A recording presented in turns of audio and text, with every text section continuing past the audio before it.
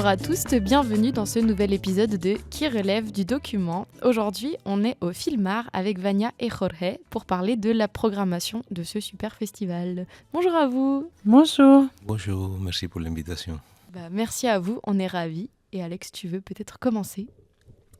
Oui, peut-être commencer par vous présenter quel rôle vous occupez, vous, au Filmar, en quoi consiste peut-être aussi le métier de programmateur ou la fonction de programmatrice dans un festival. Tu peux commencer si tu veux. Ouais. Oui, on travaille ensemble avec Vania. Vania, il fait direction, il a double, triple, quatrième casquette. Et aussi, on fait ensemble la programmation. On commence, on fait des tours dans le festival, on suit qu'est-ce qui est en train de passer dans le cinéma latino-américain, qu'est-ce qui sort de la tête de l'eau.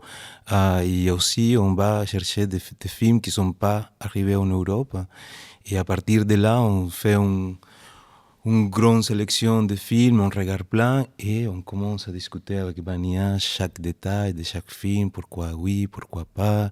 Et à fur et à mesure qu'on avance dans le temps, on commence à trouver les différents, les choses qui ressortent, les sujets, les mots, la rhétorique qui s'installe dans le festival. Ouais, je pense que Jorge dit effectivement un peu comment ça se passe. Effectivement, moi je m'appelle Vania Ayon, je suis d'origine chilienne. Ça fait 8 ans que j'ai commencé à travailler à Filmar en América Latina. Je le dirige depuis 8 ans. Effectivement, j'ai plusieurs casquettes. Donc c'est une partie de l'année où je cherche des fonds et une autre où je m'attelle à la programmation. Je dirais que je choisis d'être à la direction surtout pour être à la programmation. Sinon, je ne ferais pas de festival de cinéma. Donc, c'est une partie importante du travail pour moi. Effectivement, on collabore, on se côtoie, on travaille ensemble avec Jorge. Moi, je commence dès le début de l'année déjà à chercher des films pour le festival. En fait, j'ai pas beaucoup de temps de roulement entre un festival et un autre. Je finis un et ça recommence assez vite.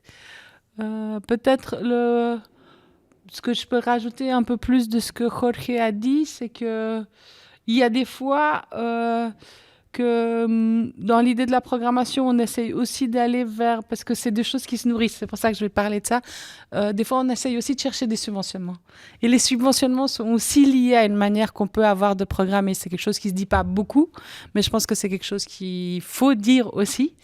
Et donc, il peut y avoir des projets qui naissent dans une idée de financement et aussi des films qu'on peut chercher dans cette idée-là. Ça peut être soit des documentaires, soit des fictions. Le défi est toujours que les films soient à la hauteur de ce qu'on cherche. Donc, c'est là où ça se réaffine un petit peu. Puis, ce que je peux rajouter de plus par rapport à Jorge, c'est peut-être que, en fait, Filmar a 27 éditions. Donc, on est en train de parler d'un festival qui a presque 30 ans. Donc 30 ans, c'est aussi 30 ans de personnes qui passent par Filmar, donc qui peuvent renvoyer aussi des films. Et donc aussi, c'est le lien du temps qui fait qu'il y a des films aussi qui apparaissent. C'est que les gens peuvent revenir vers nous en nous disant, voilà, j'ai un nouveau film, ou est-ce que tu veux regarder ce nouveau documentaire ? Et ça, c'est aussi une manière c'est la continuité qui nous permet aussi de suivre certaines œuvres qui sortent à la lumière.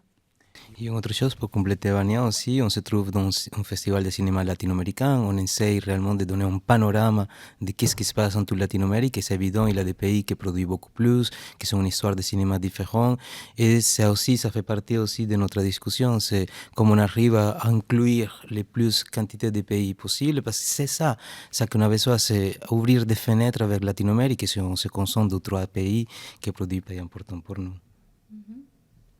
J'imagine que vous devez donc voir beaucoup de films dans l'année. Est-ce que c'est plus les films que vous allez voir qui vont petit à petit former une espèce de ligne directrice pour le festival à venir, ou au contraire, vous partez avec une idée en tête de cette année, on aimerait avoir tel angle, par exemple ? Jamais une idée en tête, non. Jamais pourquoi ? Parce qu'en fait, c'est peut-être une des libertés qui nous est donnée. C'est de pouvoir effectivement être très ouvert et tout d'un coup se rendre compte que peut-être on est en train de tracer un fil. Des fois, on a senti que le public il voulait peut-être avoir plus un focus sur quelque chose mais ça se crée pas forcément comme ça. Puis des fois, on est surpris parce qu'on se dit, ah bah effectivement, tout d'un coup, il y a plus de choses de Bolivie. Ah tiens, on pourrait faire quelque chose. Mais ça se construit plus tard, quand même. Ouais, c'est comme cette année, on a travaillé dans toute la programmation, on a avancé, quand on était plus de la moitié, on a commencé à remarquer qu'on avait pas mal de films cette année qui parlent de dictature en Latino-Amérique, qui parlent de répression. Voilà, et ça se construit, il y a un récit qui sort, c'est les nécessités, c'est les urgences du monde, non? De la vie contemporaine qui sort dans le cinéma. Donc, il se manifeste, en fait, comme dit Vania. On voit des choses, il y a des choses qui marquent un peu la ligne. C'est vrai que des fois aussi, à moitié de programmation, on se dit, mais ça serait bien que cette année, on parle, par exemple, l'année passée, on a fait un focus, une table ronde sur le cinéma des femmes lesbiennes, dans le cinéma en général, ou en Latino-Amérique. Tu vois, il y a quand même des choses qui viennent et qu'on essaye aussi de travailler dans ces directions, mais c'est vrai, comme dit Vania, la plupart, on voit et ça se commence à construire au fur et à mesure du temps. Ouais. Trop bien. Et du coup, juste pour creuser un petit peu, donc pour votre métier en tant que tel, c'est donc sélectionner des films. Mais est-ce qu'il y a aussi une part de négociation, de contrat pour pouvoir présenter des films concrètement, ou est-ce que c'est des gens qui vous envoient des films à sélectionner puis vous les choisissez? Enfin, tu disais que tu allais chercher parfois des films pour avoir des subventions. Donc ça se passe comment exactement? Bah, certaines fois, c'est essayer une ligne qu'on voit. Après, il faut peut-être aussi dire que c'est toujours le cinéma qui fait qu'on fasse des festivals, donc ça dépend aussi de ce que les cinéastes font. Il se trouve que les cinéastes latino-américains sont beaucoup influencés par les réalités sociales et politiques de leur continent, ce qui donne aussi une résonance à ce qu'on reçoit. Peut-être, effectivement, de toute façon, ça veut dire sélection. Ça, de toute façon, ça existe. Il y a des choses qu'on va choisir plus que d'autres ou des thèmes qui vont nous appeler plus de d'autres, liés à la contemporanéité ou liés à la contemporanéité au moment où on vit. Après, c'est une connaissance de son propre public, parce qu'avec 27 ans, on connaît aussi un public. Là où on veut les mener, pour certaines fois, casser un peu les habitudes et pour d'autres fois, offrir presque un film, en se disant peut-être celui-là, c'est pas celui qui me plaît le plus, mais par contre, je sais que je vois les gens dans ma tête et je me dis, ça, c'est fait pour eux, alors allons-y. Il y a quand même quelque chose d'assez généreux dans notre manière de faire, dans le sens où le cinéma est élitiste quand même, c'est un monde très élitiste aussi dans ces festivals, aussi dans cette manière de se rencontrer. Donc l'importance pour nous plus, c'est de satisfaire aussi beaucoup le public. Et je crois que ça nous le rend bien parce que c'est vrai qu'on a des taux de fréquentation assez importants, beaucoup de salles pleines et donc c'est un aller-retour. Ça, c'est une chose. Après, par rapport à les subventionnements, non. Il peut y avoir, par exemple, que tout d'un coup, on se dit, je ne sais pas, je pourrais lancer une ligne comme ça, dire, ce qui m'intéresse aujourd'hui, c'est le regard des femmes sur les femmes. Et ça pourrait être un projet que je pourrais défendre à quelque part en disant, est-ce que vous m'appuyez? Ça pourrait être une idée. Peut-être ça va bien et peut-être ça ne va pas. Donc là, c'est un peu ça. Sinon, non, moi, je négocie les films, je négocie tous les films. C'est moi qui fais ça. C'est-à-dire proposer soit à l'ayant droit, parce qu'il y a des ayants droit. Les ayants droit, c'est soit des distributeurs qui achètent les films et donc qui les revendent, qui demandent des pourcentages certaines fois, des fois pas. Tout ça, c'est une négociation. C'est vraiment, vous me proposez ça, je vous propose ça, et puis ensuite, les choses, elles se dessinent en fait. Voir si c'est possible, jusqu'à où c'est possible, et voilà. Et donc, ça c'est vraiment la société du capital. C'est-à-dire qu'on négocie quelque chose. Voilà. Et puis après, il y a des fois que les ayants droit, c'est des réalisateurs. Donc là, c'est un autre type de... C'est peut-être plus chaleureux comme manière de le faire dans le sens où, du coup, c'est toi qui défends ton propre film. Voilà. Mais c'est des différentes économies et c'est des différentes manières de fonctionner. Les cinéastes, en général, ils ont intérêt à être défendus, même s'ils ne gagnent pas forcément toujours leur argent, mais ils seront mieux défendus avec une boîte de distribution. Après, je connais peu de collectifs qui sont indépendants. Aussi, il y a des collectifs indépendants et je pense que c'est eux qui sont le plus vivaces par rapport à ça parce qu'ils cherchent des différentes manières de vendre leurs films, mais du coup, il faut en avoir plusieurs. Et donc, des fois, les gens...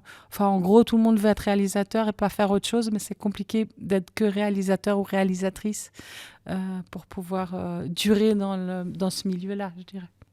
Ouais, surtout en Latinoamérique, avec les économies, le contexte politique, c'est plus, ils se mettent plusieurs casquettes, réalisateur, producteur, écrivain, ils travaillent en différentes choses. Et par rapport à ce que tu disais aussi, c'est que justement, il y a, soit on trouve des films dans les festivals, soit il y a des contacts qu'il a des festivals déjà, Vania, depuis longtemps, des producteurs, des réalisateurs qui me voient. Et oui, c'est à partir de là qu'on ressort, non? Toute la sélection. Parce que, ouais, si on fait l'inscription, si on fait par inscription, on a testé quelques fois et c'est un peu compliqué. On n'a pas la structure, on est seulement que 2 personnes dans la programmation, c'est déjà pas mal. Et donc, c'est mieux comme ça et ça marche en fait. Et on a déjà des liens avec plusieurs personnes en Latinoamérique. Ouais. C'est hyper intéressant. Je voulais revenir sur ce que tu dis sur le cinéma, c'est élitiste. J'ai l'impression qu'il y a aussi un élitiste géographique où, par exemple, les cinémas d'Europe ou d'Amérique du Nord vont être beaucoup plus distribués et montrés, alors qu'en Amérique latine, il y a quand même toute une histoire du cinéma, notamment le 3e cinéma, le cinéma révolutionnaire. Et voilà, c'est pour ça que je trouve hyper nécessaire qu'il y ait des festivals comme le vôtre. Est-ce que vous arrivez un peu sûrement qu'on arrive à expliquer pourquoi est-ce qu'il y a aussi peu de distribution des films d'Amérique latine en Europe, par exemple. Il y a quelques réalisateuristes qui parviennent à se distinguer, mais globalement, pourquoi autant de difficultés ? Ça dépend aussi de l'industrie dans laquelle on se trouve. Il se trouve qu'on se trouve en Suisse, qui est un tout petit pays au milieu de l'Europe et qui est vraiment très petit. Donc, et qui déjà a donc 4 langues si on compte celle de dialecte, mais qu'on mettrait à part par rapport à la distribution des films. Ça fait 3 parties culturelles qui fonctionnent complètement différemment, donc avec 3 langues différentes. Donc déjà là, on se retrouve avec un nœud, c'est-à-dire déjà, par exemple... le sous-titrage, déjà de 1. On peut tout sous-titrer en anglais, mais voilà, on est quand même assez lié à nos régions, avec une envie d'être aussi accessible au public. Donc là, il y a déjà quelque chose. Et donc ça fait que c'est difficile aussi, parce que par exemple, quand on parle du pays voisin limitrophe qu'on a, qui est la France, je pense qu'il y a pas mal de films quand même d'Amérique latine qui arrivent en France, et c'est vraiment aussi dû à un système culturel qui veut favoriser ça ou ne pas favoriser ça. Il se trouve que les Français, c'est un peu la référence au niveau du cinéma par rapport à leur pourcentage cinéma, par rapport à leur pourcentage en général qu'ils ont défendu de la culture. Donc ça, c'est déjà un premier point. Je dirais qu'il y a un non-investissement, mais qui est aussi dû à une économie beaucoup plus petite. Après, c'est vrai que c'est les festivals qui font vraiment ce travail. En tout cas, dans notre région, dans notre pays, les festivals accomplissent cette idée de pouvoir projeter les films en salle pour le public. Ça va avec une économie beaucoup plus grande. Là, c'est vrai qu'on est en train de parler d'une économie soit néolibérale, soit capitaliste, de savoir comment est le système de distribution mondiale. Donc, c'est un peu difficile de parler de ça, de savoir pourquoi maintenant les cinémas d'art et d'essai sont en train de se perdre, pourquoi... c'est une réflexion qui est beaucoup plus ample. Ce qu'on sait, c'est que nous, festival, on permet le visionnement de films qui ne seront pas vus ailleurs, et que effectivement, presque la totalité de nos films ne sera pas passée en Suisse si on ne les passe pas. Ça, c'est certain, mais je pense que ça passe par une envie de financer ça, en fait, finalement, d'être appuyé là-dedans. C'est toujours la difficulté de la diversité la plus grande possible un peu partout. D'ailleurs, les cinéastes en fait latino-américains disent aussi que chez eux, ils ne sont pas forcément passés. C'est-à-dire, par exemple, là, on a un réalisateur qui vient de Colombie, qui est en train de sortir son film Horizonte de César Acevedo chez lui. Et en fait, il y a d'un côté... tous les cinémas mainstream qui sont en train de passer des films. Donc lui, il passe dans les salles d'arrêt d'essai. Mais comme c'est très niché, il va passer une semaine parce qu'il va y avoir, je sais pas, je dis n'importe quoi, 10 personnes qui sont allées le voir et il lui en faudrait 40 pour pouvoir avoir une semaine. C'est ce même résultat qui, en fait, a des échelles différentes, a des économies différentes, a des aides différentes, mais c'est ce même schéma qui est reproduit à peu près partout dans le monde. Donc voilà, on se retrouve avec quelque chose de beaucoup plus ample comme discussion, je pense. Ouais. Moi, je pense que c'est un reflet en fait des structures dans le monde colonial, postcolonial, et on essaye quand même de déconstruire tout ça. C'est aussi valoriser, on essaye avec Vania de valoriser le cinéma comme cinéma. C'est pas le paternalisme, c'est pas l'exotisme, non, c'est du cinéma, c'est de l'art, et on ramène ça. Je pense que c'est super nécessaire sur cette question. C'est bien sûr les structures dans laquelle on combat encore des structures coloniales qui donnent valeur à des autres choses. Mais il nous semble, non, Vania, que les dernières 20 années, les dernières 10 années, le cinéma latino-américain, il prend beaucoup plus de force, il a beaucoup plus de maturité, on le voit dans les festivals, dans tout le monde. Donc, voilà, il y a des choses qui sont en train de bouger, mais c'est difficile, les structures coloniales sont difficiles. C'est une discussion qui se met en place depuis quelques années, mais qu'il y a beaucoup à travailler. D'ailleurs, pour revenir un peu sur ce sujet, pour relancer ce sujet, ça peut peut-être paraître étonnant pour certaines personnes d'avoir un festival en Suisse dédié au cinéma d'Amérique latine. Pourquoi, selon vous, c'est important d'avoir ces festivals-là qui, comme vous le dites, montrent des films qui peut-être ne sortiront pas ailleurs dans les salles du pays? Je pense qu'on se trouve aussi, c'est peut-être une des choses intéressantes aussi de la Suisse, c'est notre multiculturalité. On est un pays qui nous mélangeons beaucoup, et ça de Zurich à Bâle, en passant par Genève ou Lausanne, enfin partout dans notre... Peut-être que c'est vrai qu'on le retrouve plus dans des plus grandes villes, ce qu'on appelle nos grandes villes qui sont déjà assez petites. Mais la multiculturalité fait que c'est une représentativité helvétique aussi. Et c'est-à-dire que pour nous, j'imagine, je pense que après Jorge reviendra là-dessus si ça lui paraît moins pertinent, mais je pense que pour nous, la représentativité et la diversité, c'est quelque chose qui fait qu'on aime les villes dans lesquelles on vit. Parce qu'elles apportent autre chose au monde et que déjà à la base, on est sûr qu'en fait, en fermant nos frontières, on n'arriverait à rien du tout. Et donc, le cinéma, il est aussi à cette image-là, c'est-à-dire le cinéma, il a cette puissance de réunir tout le monde en salle. Moi, je crois beaucoup à ça.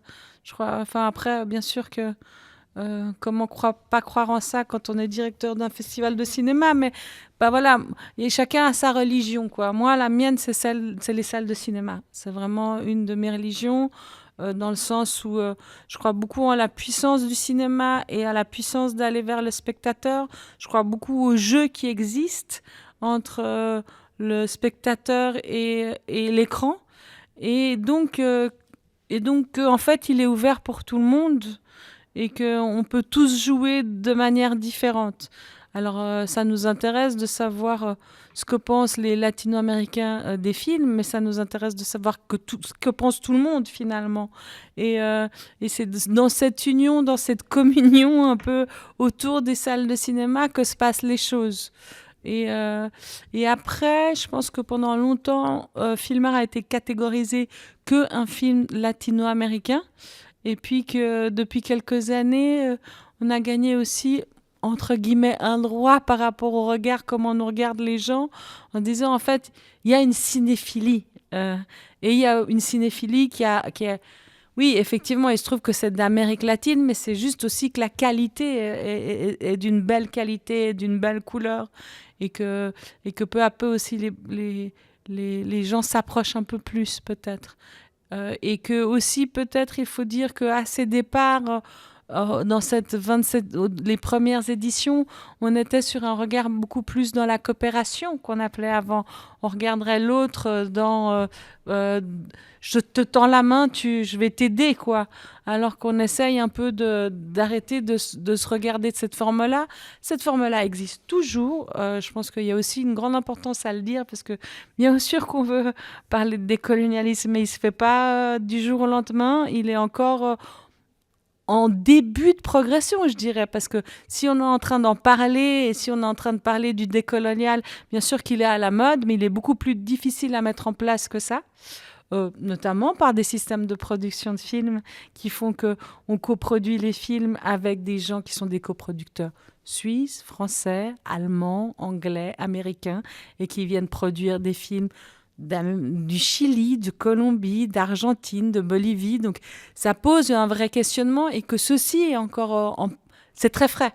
C'est en route. On est juste en train d'essayer quelque chose d'un peu nouveau parce que le discours change et qu'on a besoin que le discours change pour que ensuite les cinéastes puissent présenter des projets aussi qui soient reçus. Enfin, c'est tout un système qui se met en place. Donc, un travail de... Ouais, et je pense que c'est important dans tout ça que vous disiez, il faut se souvenir que le cinéma, c'est l'art de l'identification. Il faut s'identifier, tu t'identifies ou tu t'identifies pas. C'est l'art de la représentation. Alors, c'est très important d'avoir une diversité et ramener cette diversité ici, des questionnements politiques, des questionnements sociaux. On est en train de parler de l'humanité, finalement. On a des contextes différents en Latino-Amérique, mais on parle d'humanité. Donc, je pense que c'est là où le dialogue, il continue à se nourrir. C'est ramener tous ces univers, toutes ces réalités ici, les questionner, les discuter et faire le lien que finalement les choses qui se passent en Latino-Amérique sont beaucoup plus connectées à nous ici qu'est-ce qu'on imagine. Donc je pense que ça fait partie de la discussion, ça fait partie de ça qu'on apporte aussi dans cette déconstruction, de changer le regard sur le cinéma latino-américain, sur Latino-Amérique en général. Et voilà, on verra qu'est-ce qui continue à passer et on sera ici pour justement apporter à la discussion. C'est pas vraiment une question, mais c'est marrant comment vous parlez. Ça me fait revenir cette image du film Retrato Fantasmas.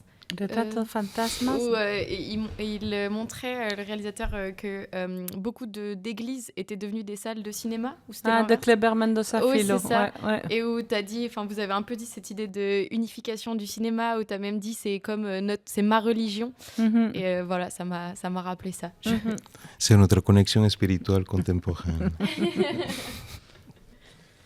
Mais d'ailleurs, vous n'avez pas que des films qui viennent d'Amérique latine. Vous avez par exemple Dreamers, qui est un film suisse, mais qui parle donc des enfants d'immigrés mexicains aux États-Unis. Donc vous êtes aussi ouvert ou en tout cas vous accueillez dans votre festival des films qui portent aussi un point de vue sur l'Amérique latine.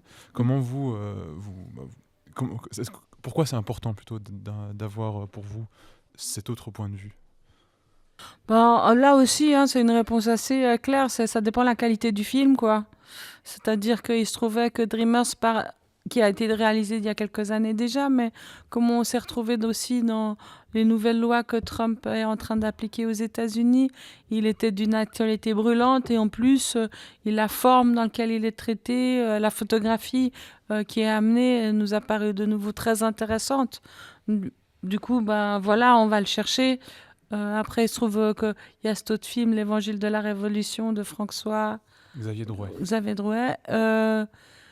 Là, c'était un peu un étonnement. En tout cas, pour ma part, je me suis dit, tiens, c'est étrange. Un cinéaste latino ou une cinéaste latino-américaine l'a pas fait. C'est lui qui le fait. Qu'est-ce que ça veut dire? Et il se trouve que je viens d'une famille très militante aussi, et que du coup, je connais bien le parcours qu'il fait lui. Et là aussi, ça a venu interpeller autre chose.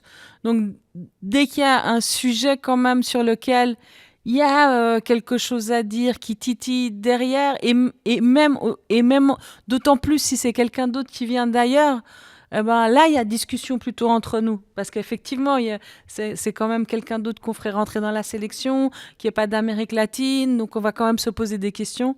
Et je peux te dire que peut-être c'est sur ces sujets-là où on parle peut-être le plus. Dans le sens où on se dit, toi, tu l'as ressenti comment forcément, les films, c'est toujours des projections, donc ils ont à voir avec ta propre vie. Et c'est ça qui est difficile aussi. C'est-à-dire que tout d'un coup, par exemple, moi, je suis très méfiante. Je suis une pleureuse, par exemple. Je suis très sentimentale. Je pleure facilement. Donc, quand je pleure dans un film, il faut que je fasse très attention. Parce que en fait, je sais qu'il y a une émotion chez moi qui est due, mais elle peut être liée à complètement autre chose. Et du coup, je vais pas forcément le dire à Jorge tout de suite. Et on fait très attention de comment on se parle. Alors, on commence Pas à influencé. on se commence à se connaître. Donc, on voit les deux comment on est. On avance comme ça en se disant, alors, qu'est-ce que tu as pensé? Puis, personne ne veut parler, quoi. C'est un peu ça, le truc. Et c'est qui c'est qui va parler en premier? Parce qu'on sait que si l'un commence, eh ben, après, il faut se positionner par rapport à ça. Et donc, pour les cinéastes qui viennent effectivement de l'extérieur de l'Amérique latine, il y a ça. On se repose la question, on se dit, qu'est-ce qui l'apporte de plus? Est-ce que c'est un intérêt pour les gens qui vont venir voir au festival? Qu'est-ce qui nous a touchés? Et on essaie de déconstruire ensemble pour après se dire, enfin, des fois, il peut passer avec ces films, on les met en attente et on revient après. Puis on se dit, voilà, en fait, j'y réfléchis. Je pense que toi, tu as eu raison là-dessus ou moi pas. J'ai un doute et on les re-questionne comme ça. Et c'est comme ça que ceux-là, ils rentrent plus. Oui, justement, et après, comme on laisse des films en stand-by, après, il y a d'autres films sélectionnés, on commence à avoir un panorama qui se construit, on dit, ce film, il nous aide à finir de construire ce panorama, ce sujet qu'on est en train de discuter. On a remarqué cette année, comme je vous disais, qu'il y avait pas mal de films qui parlaient de révolution, de résistance, de l'idée sociale, de dictature. On se disait, il est là, on n'a pas cherché. Ils sont arrivés vers nous et après on se rend compte et on construit le sujet. Et effectivement aussi, autre chose qui est important, c'est provoquer des conversations. Comme dit Lucrèce Martel, on fait des cinémas pour discuter après, entre nous. Donc les discussions sont aussi important. Vania, il invite des réalisateurs qui l'intéressent, réalisatrices qui l'intéressent. Et François, c'est quelqu'un qu'on aimerait bien entendre et discuter avec lui, avec le public ici. Voilà. Ça nous ramène aussi des réflexions depuis un point de vue francophone. Donc, tout ça, ça fait partie de toute la réflexion pendant l'année. Est-ce que vous avez l'impression que les festivals permettent cette discussion, peut-être plus qu'une salle de cinéma classique, justement? Moi, je pense.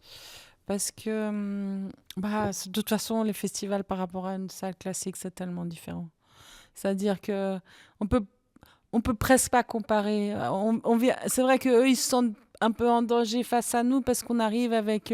forcément, on arrive avec un feu d'artifice, quoi.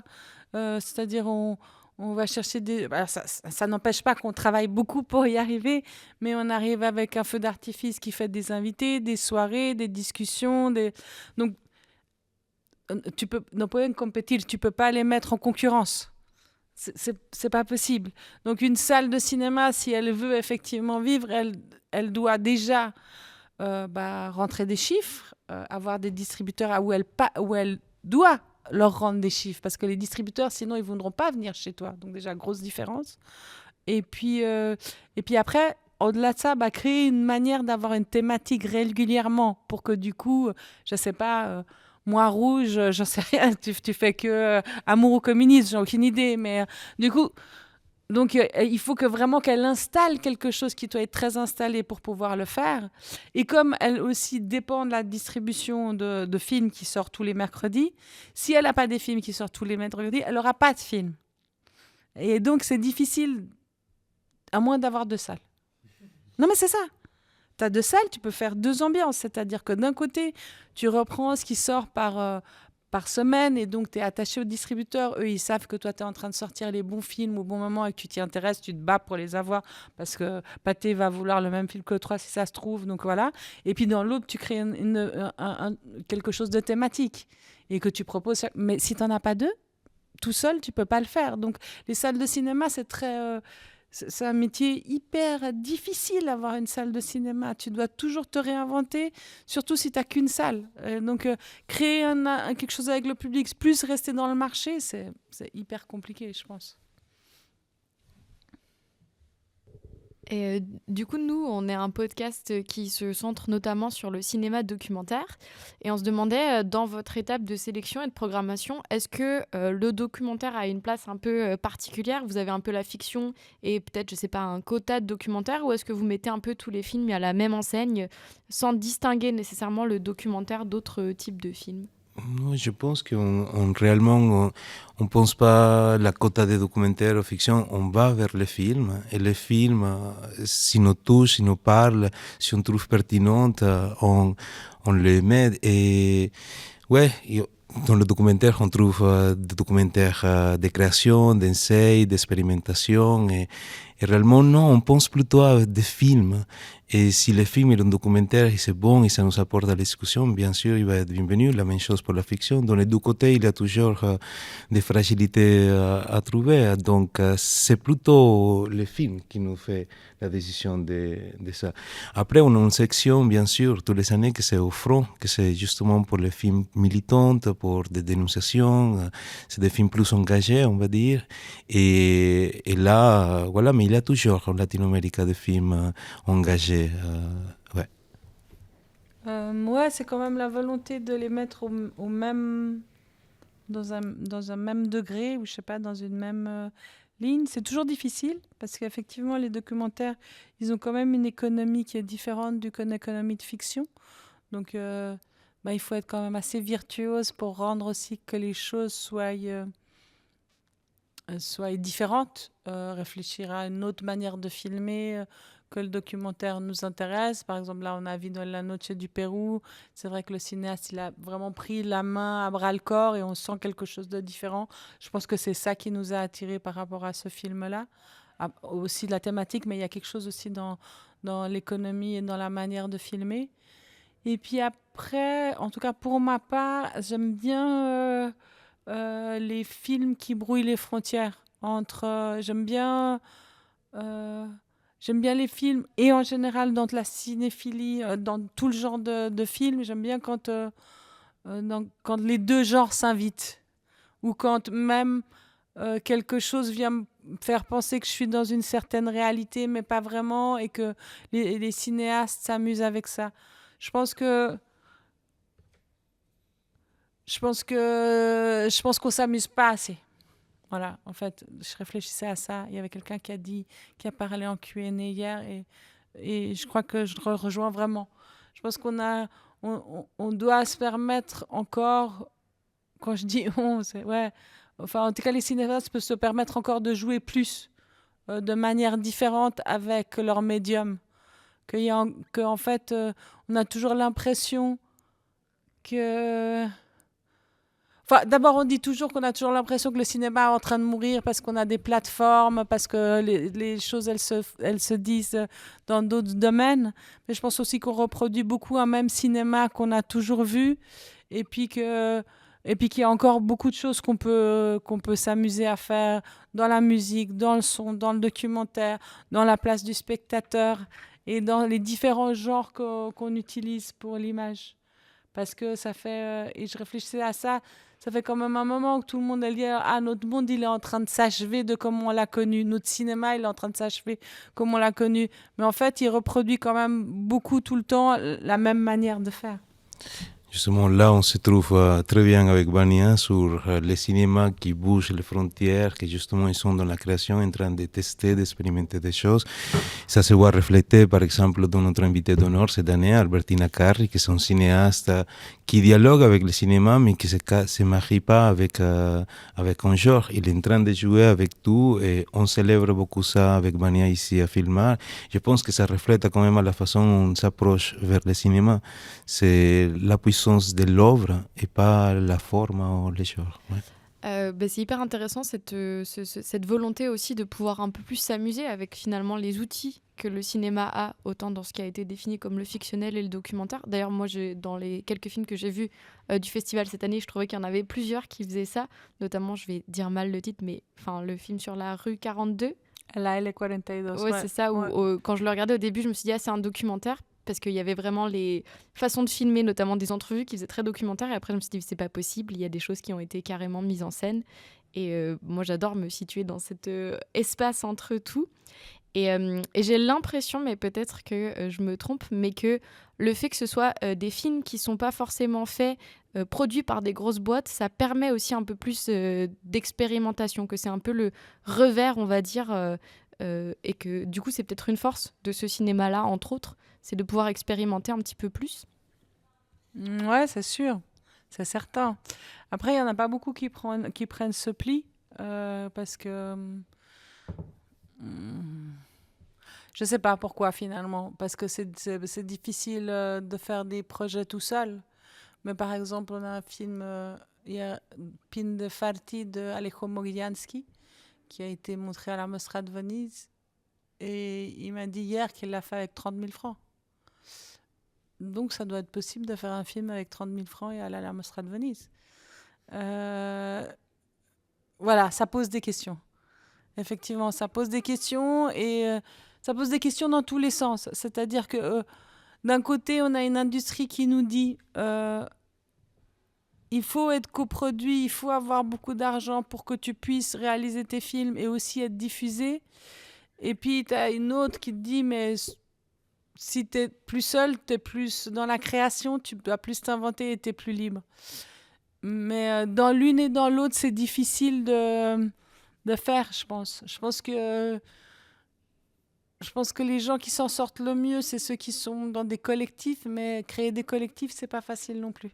C'est-à-dire trouver des gens avec qui on est vraiment partenaire et avec qui vraiment on mettrait comme dans une espèce de coopérative de l'audiovisuel tout l'argent ensemble et qu'on dirait on fait un film, toi tu fais ton film et moi je mets ton film en même temps. Ça n'existe pas trop. Oui, il y a un jeu là-dedans que c'est assez délicat. Il faut savoir, Moi, je le dis autant que programmateur et cinéaste aussi, est-ce que tu es libre quand tu n'as pas les subventions et tout ça, et dans le même temps, les subventions, ils te donnent des conditions et des structures pour après diffuser, comme dit Vania. Donc, je pense qu'il y a un jeu de trouver la balance, mais absolument, c'est ça qu'on sent. En plus, les films, ils sont moins de structure, il y a beaucoup plus de liberté, de tests. J'ai l'impression quand même, il y a un phénomène aussi à questionner, mais ça ramène un autre podcast, non? C'est question des alliances entre Latino-Amérique et Europe, que des fois ça contribue, ça porte, mais des fois ça lisse beaucoup les films. Tu vois, les films qui ne sont pas passés pour des laboratoires en Europe, il y a quand même un duende, il y a un charme dans les films, que des fois dans les films qui sont passés pour tous les laboratoires ici, et c'est perdu en fait, parce que on est dans cette impression des spectateurs en train de sous-estimer des fois beaucoup le spectateur, de sa compréhension, et là on perd pas mal de la magie en fait des films. Et donc c'est une vraie question qui a trouvé la balance dans l'industrie, parce que tu dois faire partie de l'industrie, mais jusqu'à quel point? Et vous parliez de cinéphilie tout à l'heure, c'était aussi un festival qui était devenu avec le temps un festival de cinéphiles. Et moi, c'était la première fois que je venais au Filmar, et c'est vrai que j'étais très surpris, en tout cas agréablement surpris de voir la qualité des films documentaires, et aussi à quel point il y avait des formes différentes, parce que vous aviez par exemple le film Cholet, qui est plutôt proche du documentaire institutionnel, mais il y avait le film de Miguel Coyula qui était plus vers l'expérimental, et il y avait aussi, j'ai noté... Achal Me Canto, qui était aussi plus un film très immersif, aussi proche de la fiction, en tout cas une approche un peu fictionnelle sur le documentaire. Et c'était donc moi j'ai vraiment aimé d'avoir cette diversité dans les formes, et pas simplement une seule que des documentaires institutionnels sur des sujets qui auraient pu toucher l'Amérique latine. Mm-hmm. Ouais, je crois qu'on a dû sortir, en tout cas pour ce qui est lié au continent et au système documentaire, on a dû trier aussi dans le fait que le cinéma militant d'il y a 15 ans ou 20 ans était beaucoup caméra au point, ce qui se reproduit quand même encore beaucoup. Mais qui, du coup, des fois, la qualité manque. Et c'est vrai que si la qualité manque, on n'y va pas souvent, quoi. On n'y va que si tout d'un coup, il y aurait eu un thème que vraiment, on n'aurait vu pas du tout aborder nulle part.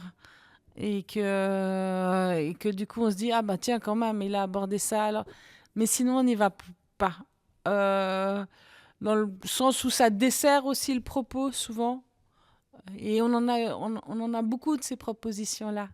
Avant, quand on avait un appel à film, on avait genre sur les 100 films 200 qu'il y avait les 3/4 qui étaient que des films militants comme ça. Donc, militants documentaires de cet ordre-là.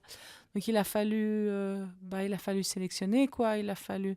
Bon, après, c'est sûr que les deux, on a des trajectoires de cinéma. Jorge, il exerce toujours en tant que cinéaste. Moi, j'ai fait des études de cinéma. J'ai aussi réalisé un documentaire, des documentaires.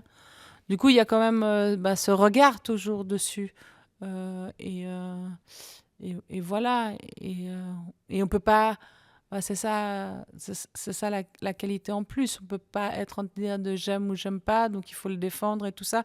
Mais c'est vrai que c'est un outil, le cinéma. Les outils du cinéma, c'est le son, la caméra, la lumière. Et donc, c'est sur cela qu'on va se concentrer aussi pour les sélectionner. Oui, on travaille avec ça qui est, comme dit Vania, avec ça qui nous donne les réalisateurs et réalisatrices. Donc, on voit quand même qu'il y a de plus en plus de réflexions, des films qui arrivent, comme j'ai dit tout à l'heure, avec beaucoup de maturité. C'est ça, hein? Est-ce que la forme, elle est bien? Est-ce que c'est juste? Est-ce que les questions qu'on se pose pendant le film, ça nous provoque? Après, il y a aussi les choses des pays. C'est un pays qui peut-être, il y a les films les plus fragiles, mais c'est un pays qui ne ramène pas beaucoup de films. Mais c'est important quand même mettre la lumière là-dedans. Donc, il y a pas mal d'allers-retours dans ce schéma. Ouais. Mais c'est important pour nous, la cinéphilie. C'est très important, comme on a dit tout à l'heure aussi, qu'on vient avoir des films comme un art et pas quelque chose loin des pays exotiques, des pays... non, c'est l'humanité, dans autre contexte politique, mais c'est l'humanité et c'est de l'art. Je pense qu'on va te poser une dernière question, puisqu'après, il me semble que tu dois aller présenter un film. Comme ça, on peut un peu terminer sur, c'est bien, cet aspect unificateur, mais aussi t'amènes un peu la politique. Aujourd'hui, en Suisse, notamment en Suisse romande, il y a des budgets, en tout cas dans le canton de Vaud, je ne sais pas à quel point Genève, assez austéritaires, même carrément austéritaires quand t'es annoncé, où la culture est touchée aussi. Est-ce que ça vous inquiète par rapport au festival? Est-ce que le festival va pâtir de ces budgets aussi? De tout ce qui touche à la culture, de toute façon, ça nous pâtit. C'est-à-dire que nous, on travaille dans ce domaine. Donc, si les différentes structures qui sont liées à nos festivals et à la culture sont touchées, on peut toujours se dire qu'on sera amené à être touché après. Et puis... mais après, c'est difficile de discuter de ça sans parler d'autre chose. Mais c'est-à-dire que, effectivement, pour des gens ou des entreprises qui sont chez nous, qui investissent beaucoup de l'argent, comment ça se fait que c'est pas eux qui sont touchés et que c'est toujours les gens qui sont liés à un système de pensée, à un système de réflexion qui sont touchés, ou pourquoi c'est des gens qui sont dans les soins, qui sont des gens qui sont touchés, ou pourquoi c'est des gens qui sont dans les écoles, qui sont des milieux qui sont touchés. Donc forcément, si quelqu'un de la culture est touché, on est touché. Est-ce que nous, par rapport à nous-mêmes, c'est toujours difficile à savoir, mais j'imagine que moi, je vis beaucoup dans l'instant présent, ce qui me permet effectivement d'avoir toujours beaucoup de force. Et puis, j'ai toujours je suis quelqu'un qui me dit toujours que je vais toujours réussir à faire avec ce que j'ai, mais c'est pas une bonne manière de penser non plus. Il s'est vu que Filmar, on a une reconnaissance. On a une reconnaissance qui est allée avec les années. Et ça, je le sens aussi, et qu'on est très chanceux, qu'on a beaucoup de gratitude par rapport au travail qu'on a engagé et aux financements qui nous sont donnés, qui nous ont permis de nous renforcer en tant que festival. Mais on sait que si les autres y sont touchés, on sera probablement touchés aussi. Et c'est une question d'année. Ouais, c'est toujours inquiétant. Hein. Je pense que Vani l'a bien dit tout comme ça à travers, mais c'est super inquiétant. Ça passe pas seulement ici, ça passe aussi, en fait, les discours qui viennent depuis les États-Unis et ça fait un écho dans tout le monde. En Latino-Amérique, c'est l'horreur et bien sûr ici, ça commence à faire, à donner des discussions. Je pense qu'on doit être alerte, mais comme dit Vania, chaque fois que la culture est touchée, n'importe dans quel côté, on est tous touchés parce que pour quelques raisons, le reflet, c'est toujours aller dans la pensée, dans la recherche, dans l'émancipation, dans les outils qui nous aident à bien gérer nos sociétés. Donc, je pense qu'on est dans un moment assez compliqué. Je pense que, comme toujours, la culture, le cinéma, il est là pour résister, pour se maintenir. Et je pense qu'il faut être alerte avec beaucoup d'attention et pas laisser, et continuer à discuter et continuer à mettre des mots dans les choses qui sont en train de passer. Ça, c'est très important pour nous tous, pour les gens de la culture, les gens qui aiment bien que cette ville et la Suisse, il a la culture.